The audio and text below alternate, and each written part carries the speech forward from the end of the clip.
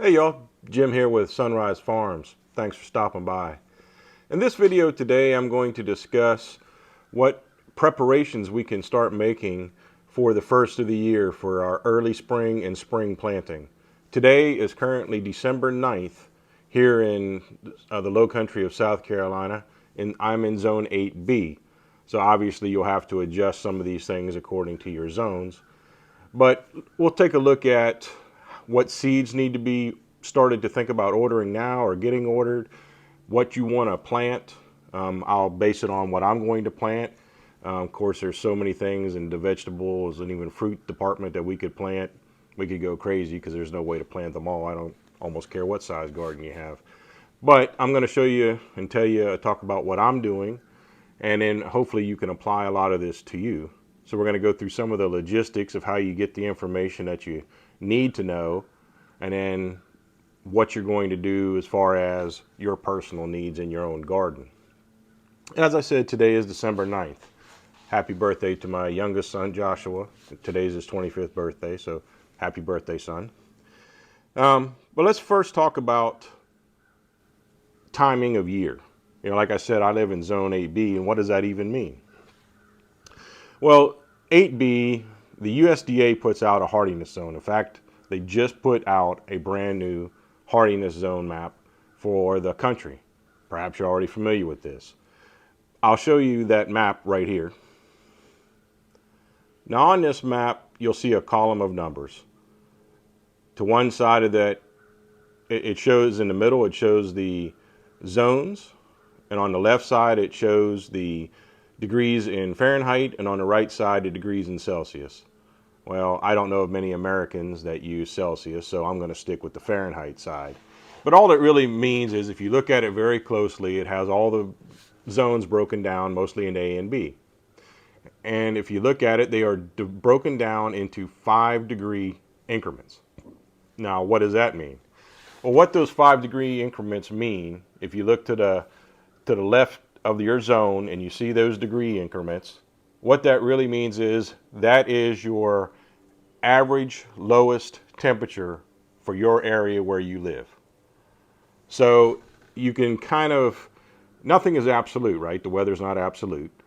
That's why it's called an average. But they base it on the fact that through all the weather statistics through a number of years since the last hardiness zone was put out, that they want to, or that they can determine within pretty reasonable doubt that that is your lowest temperature that you'll see. Will it dip below that from time to time? Of course. We get down into the teens here from time to time, but very rarely, and almost never will it stay that way throughout our day. As soon as the sun comes up, it warms up pretty quickly.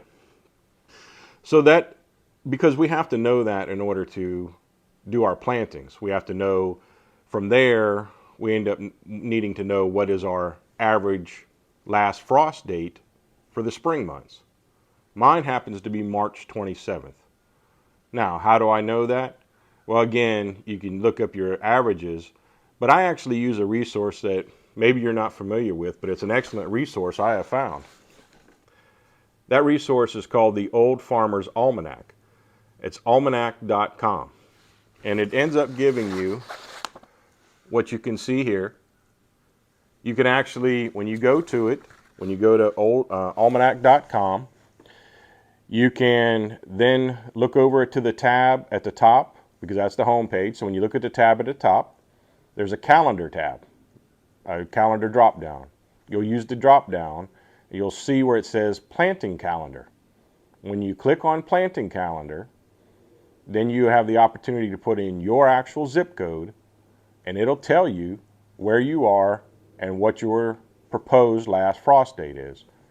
That is how I know, and again, it's based on averages, right? Nothing is absolute. That's why we have to pay close attention to the weather dates when the time actually approaches, like we want to plant in our garden. But mine is the March 27th. So what I'm going to be doing now is prepping everything to go in the ground. If it happens to be a cool weather crop, I'll base it on more or less the Farmer's Almanac. But if it happens to be a spring crop, and today I'm going to talk a little bit heavily about tomatoes, peppers, and eggplants, and those types of things, but I'm proposing to put mine in the ground the first week in April. I'm shooting for April 1st, but again, we'll have to see how the weather actually plays out when that arrives. So we're all the way back here in December trying to plan for what we're going to seed start, the seeds we need to have on hand if we don't already have them, and what you want to grow personally, what foods you like, what your purpose is for growing them, how you're going to grow them, meaning are you going to want to direct seed them because that's the simplest for you, maybe you just have a couple of raised beds and that's the simplest thing, or maybe you want to start some seeds in little trays and you're going to plant the seedlings. In my case, I'm going to talk about stepping up or potting up, a few terms for it, along the way because I want to plant some bigger, healthier plants, but I also have some additional reasons for that. All of these factors will play into what your purpose for growing and how you're going to go about it as far as planning and timing of what you're going to do in your last frost date. So a lot of what I'm going to say here today, even though I'm talking about it from my perspective in Zone 8B, which is the lower half of South Carolina, my zone didn't happen to change. Yours might have, because a lot of zones did change in that new hardiness zone map. But in all fairness, if you did change, you probably only changed half of one zone, which means about 5 degrees. Either way, it'd be worthwhile looking up your new zone. And I'll have all these links in my description box for you too. But when you go to plant, it doesn't even really matter where you live. A lot of these things will apply because your last frost date is just that, your last frost date, and you can adjust accordingly. Now, some of the factors that are going to go into planting or seed starting, which is what I do, I won't say exclusively, but probably 80% of the time, I start seeds in trays, and we're going to talk about that in just a second. But if you're going to start seeds in trays, how far behind or in front of that last frost date do you want to start your plants? Typically it's 4 to 6 weeks, but again, you want to check per vegetable, per your zone, last frost date, and your own personal desires. So let's talk just a minute about whether you're just going to be growing for food purposes or whether you're going to be growing like I am for a market farm.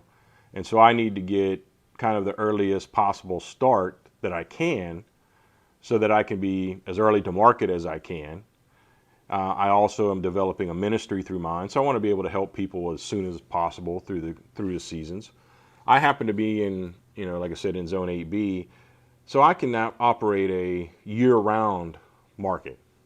I haven't got quite there through the year 2023, but I am absolutely going to get there through the year 2024 because I really have a heart's desire to help people. I want to see people be able to afford or even just have quality food, fruits and vegetables. Whatever I can provide to make somebody's life better, that's what I want to do. So anyway, I want to be as early as possible to these markets. Now, one of the other factors about being as early as possible, if that's your desire, if you're into market farming or selling a little bit of produce at your local farmer's market or whatever your scenario is, you have to look at the particular plants you want to grow and the varieties. Because in the varieties, you want to see what the dates to maturity are. The dates to maturity can matter greatly if you want to be early in the season. And I'll just give you a prime example. There are so many tomatoes, right? There's too many tomatoes to ever grow in your life, realistically. But there are tomatoes that will come to maturity in 70 days. But quite a bit of tomatoes, especially heirloom style slicer tomatoes, will generally take anywhere from 85 to 95 days. So we could be talking about potentially 3, almost 4 weeks earlier, depending on the variety you choose. And this is so true for a lot of fruits and vegetables. So we just need to take all of these things into consideration. It takes a fair bit of research. Hopefully some of this information is going to help you. So let's just talk about for a minute what I do. So here is I got this from these from HaasTools.com. These are a company called PropTech. These are very rigid, very tough plastic, almost lifetime, probably lifetime trays. You know, I'm trying to twist it and I hardly can't. And there's 162 cells in this thing. So if I want to grow out a particular variety, because you know I tend to plant, it's not uncommon for me to plant 150 of a particular variety sometimes, depending on what it is, especially if I'm doing something like lettuces and things of this nature. I'll just do the whole tray in lettuce. But let's just take tomatoes, for example. You know, you could break this into half, which is 81 cells. You could break this into thirds, which is 54 cells. So if you wanted to plant, I don't know, let's just say 54 of 3 different varieties of tomato seeds, well, I can break that up and I can do 3 different tomatoes in this particular tray. Now, in this grow out tray, it'll take about 4 to 6 weeks for them to grow out to where I can pull them out of this tray. And in my case, for tomatoes, I'm going to be up potting them, and I'm going to talk about that in a second too. So this is a seed starting tray, and there's all kinds of seed starting trays, right? You all are probably very familiar with these. These are just little hard, soft plastic trays that aren't really durable. They won't last very long. They're almost seasonal.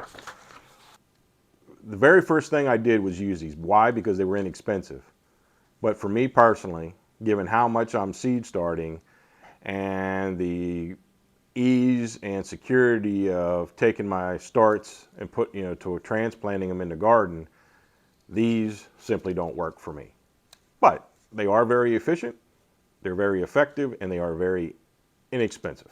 So yes, I'm sure you're familiar with these.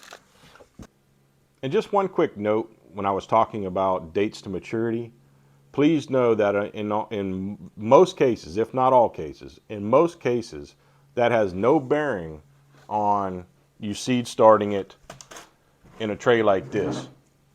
So if you have it in a tray like this, and it's been in this tray, let's say 6 weeks, that does not take 6 weeks off the date to maturity. The date to maturity is almost always from the time it is put into the ground. And why is that? Well, that's because that is when the plant can do its full thing of growth the way it was designed, meaning it has the entire ground to spread out its roots, to grow deep, to grow strong. It has room to expand. It has the fullness of the sunlight, and of course whatever water source you're going to be using, overhead sprinkler. In my case, I do drip tape, and of course when it rains. So it has everything it needs at that point to grow out. Plus, by the time I'm going to start these here the first, my tomatoes, peppers, and celery, I'm going to start the January 1st. That's why it's important, if you're going to do some of this stuff, to know when to buy the seeds. I just placed an order of seeds today, actually. So I'm going to start my tomatoes in this in January. January 1st. Now, I already told you I can't plant outdoors until basically April 1st. So that's 3 months. And I just said that these are in this tray like 4 to 6 weeks. So if you understand that the dates to maturity come from when it's put in the ground, no matter what I do in these trays, or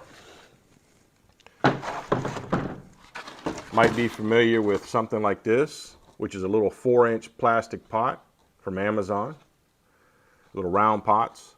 And I found these carry trays. They're pretty inexpensive, but they're also pretty flimsy. You can almost see it bending. But it's great to carry 12 at a time, and it's a good way just to be able to move these from one seed table to the other, indoors, outdoors, whatever you're doing. Take them to the garden and transplant them. But I'll be putting the tomatoes between the 4 and 6 week mark. I'll be putting them in this. So I'm going to up pot them once. I'm going to up pot them into this, and then I'm going to be able to start selling tomato plants. Because yes, for my market farm, I'm going to sell some seedlings. So I'm going to sell some tomato plants. But also, when I want to plant, tomatoes being the prime example in this case, when I want to plant them in the garden, I want them to be as big and as strong and as prepared as I can make them. And tomatoes, if you don't happen to know about tomatoes, tomatoes actually can grow roots up their entire stem if the stem is in the ground. So the deeper you plant a tomato, the more roots can grow off of that stem. So I'm starting with this. I'm starting with the seed tray. I'm moving to a 4-inch pot, and then I'm going to move to a 1-gallon pot. So I'm sure you're familiar with these. These are also pretty inexpensive plastic 1-gallon pots. And this really is going to be the method I'm using for both tomatoes and my peppers. Now I'm growing about 5 varieties of tomatoes, one being the cherry style, but about 5 varieties of tomatoes and about 5 varieties of peppers. You know, between bell peppers, jalapeno, cayenne, habanero, a ghost pepper. So I want to make sure that when I'm putting them in the ground around April 1st, and I'll make sure, you know, looking at the weather forecast at that point, that have no chance of a frost coming after that March 27th last frost date. Perhaps it might be the second week in April I plant them. Either way, when they go in the ground in April, I want them to be as big as they can be, as healthy as they can be, and ready to rock and roll. Now, that still doesn't necessarily change anything on the dates to maturity. Yes, I've allowed them to get bigger. Yes, it's even possible. I've done it in these pots, and yes, you can even actually start getting tomatoes, especially the cherry tomatoes, before you even put them in the ground. That is true, and that is possible. But just know that the average, the dates to maturity is based on planting in the ground. So some of the other factors that you might consider when seed starting are things like, do you have a greenhouse? Are you planting outdoors in a greenhouse with no heat? Or are you planting indoors in, say, a garage that really doesn't have any heat either, but it's at least protected from wind and stuff? Are you planting in your house or perhaps a basement that you do have heated? Or are you using heat mats? Are you using grow lights? All of which are extremely helpful depending on your particular situation and setup. Clearly, things like heat mats, and grow lights come with a certain amount of cost, especially if you get good ones versus not so good ones. So you have to take all of those things into consideration for yourself.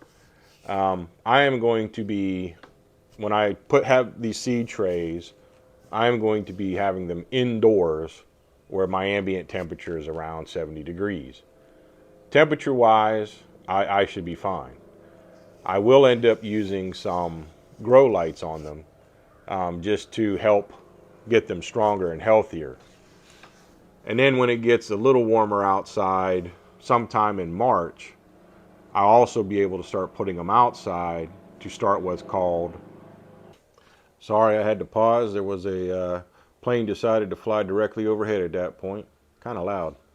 Anyway, I was saying that in March, I'll be able to put the plants outdoors for periods of time, especially during the afternoons, to start what's called hardening them off. If you're not familiar with hardening off, it simply means that you want to allow the plants to be in their basically natural environment of outside in full sun, and whatever the temperatures are at that point, to try to start getting stronger to be prepared to be in the ground for their duration. You know, for us down here in the South, our afternoons from about 1 to about 6, at least in the springtime, from about 1 in the afternoon to about 6, somewhere in that range, is our hottest time of day, always. So I may just put them out in the afternoon when it's a little warmer and keep getting them used to their outside environment. Actually, I'll probably put them in my greenhouse at that point, but as long as I know I'm not going to get a last frost. If I know I'm going to get a frost, then I move them. But let's talk about the plants that I'm going to plant, and of course, whatever plants, vegetables you like and you desire, you'll have to make adjustments accordingly. Not everybody grows the same thing. Not everybody likes the same thing. Like I said, there's too many varieties to actually grow them all. It just would drive you kind of nutty, right? But I'll talk about what I'm going to plant. So I already mentioned it, but on the 1st of January, I'm going to seed start. And again, everything I'm going to mention right now, everything, I seed start. I seed start in those 162 trays. Okay, so we'll just, however you seed start, or if you even seed start, you'll have to adjust accordingly. And please, by all means, feel free to leave a comment, ask a question. I will absolutely help you the best I can. Prayerfully, I'll know the answer to help you. But on January 1st, I am going to start my tomatoes, my peppers, and celery. So, like I said, if we're already at December 9th, basically you only have 3 weeks to make sure you have all your seed preparation in order, plus your other materials that you need. If you need seed trays, have those. If you need to buy seed starting mix, do that. I personally make my own seed starting mix, which I'll do a video on one day soon. But just bear in mind all the logistical materials that you're going to need in order to get that far. So now eggplant, even though eggplant is part of the nightshade family with the tomatoes and peppers, it's possible that I'll start it on the 1st. To be honest, I haven't fully made up my mind. I'm only going to be growing one type of eggplant this year, Black Beauty. It's kind of what people would know as the quasi-normal eggplant. I can start it on the 1st, and I can do the same up potting process. I may wait a couple of weeks and do it on the 15th of January, because the only real thing I need to do with eggplants is I'm going to sell some plants. So I'm starting enough seeds for myself and probably about the double amount or so to sell and or give away to some folks. I have a bunch of neighbors that garden, and they like to get just 2, 4, 6 plants at a time, and so I try to help them out. But so I'll be selling plants as well. Sounds like that plane in the background circling, if you can hear it. Sorry if it's noisy. I live about 5 miles from I live in a very small rural town, and I live about 5 miles from a very small independent airport. I don't know. It's crazy sometimes. So that's what I'm going to be doing the 1st of January is tomatoes, peppers, celery, possibly eggplants. In fact, the way it may go is I may start my personal eggplants on the 1st.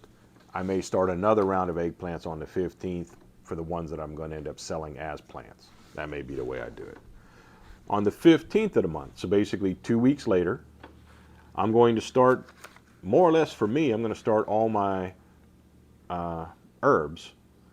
So I'm going to start chives, oregano, parsley, rosemary, and sage. And then on February 1st, so this is where I'm running I'm basically saying all of January. I'm including February 1st as part of this scenario. So my planting calendar for January is including February 1st. And on February 1st, I'll be starting arugula, basil, broccoli, Brussels sprouts, cabbage, cauliflower, collards, kale, lettuces, and Swiss chard. Again, you can adjust all of this for your particular zone and area and what you like to eat and how you want to grow it. Some of these things you can easily plant in the ground if you want direct seed, and a lot of people do, especially if you're doing it in a raised bed. But when you do that, bear in mind that you can't necessarily direct seed according to what I just said date-wise, because you'll need to have if you check the Farmer's Almanac, the almanac.com, it'll help you by telling you seed start or direct seed, and it's a pretty good guide. It's not an absolute complete guide of everything that God made as fruits and vegetables, but it's a pretty good guide.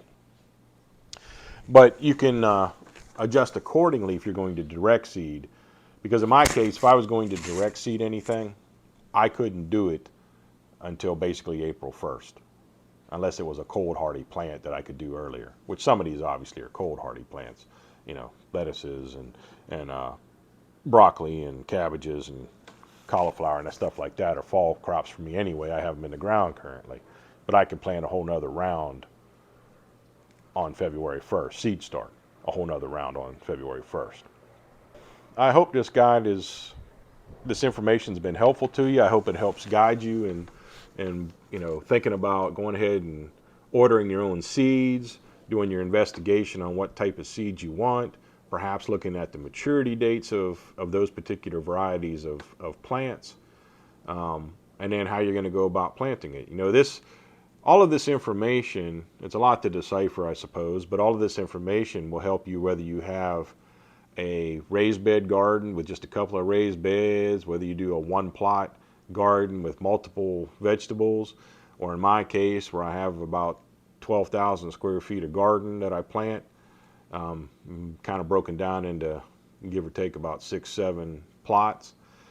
And I'm making a lot of changes to that. I'm putting in a lot of raised beds from now until basically April, where I'm going to be doing a lot of planting. I have to make some changes, mostly because of the physicalness of my back, and we'll do a full farm tour throughout the year to show the progress of these raised beds. I've mentioned it in other videos, but I'm going to be doing 50-foot long raised beds by 4-foot and 3-foot wide raised beds in various places, probably about 20 total. So prayerfully you got some good information out of this video, and I'd love to know your thoughts, your questions, your comments.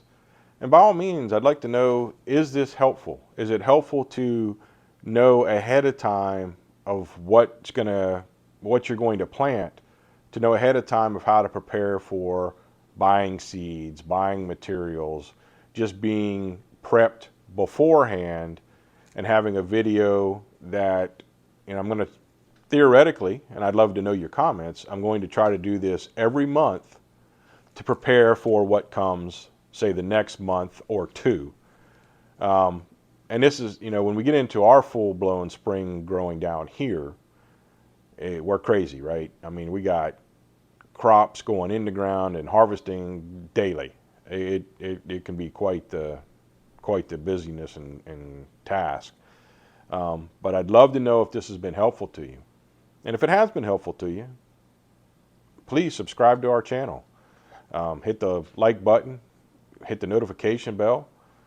I'd love to know your thoughts, and if it's worthwhile information to you, please share it. I would really appreciate the support and the feedback. I need to know if these kinds of things are helpful to y'all, because one of the reasons for even doing this in the first place is to help everybody grow their own food. I just want you to be successful at growing. And I want us to do this together. Do I know everything about gardening? Absolutely not. And so I need to learn, and I welcome anybody's input and information. I desire to know more about planting, harvesting, varieties, actually recipes too. I'd love to know some recipes for some of these things. So I really hope that this video has helped you a bunch. And I want you to know how much I appreciate. I really do, sincerely from the bottom of my heart. I appreciate you watching this video and just praying that this information has been helpful. Thank you so much. Take care and God bless you. Have an amazing day in the Lord.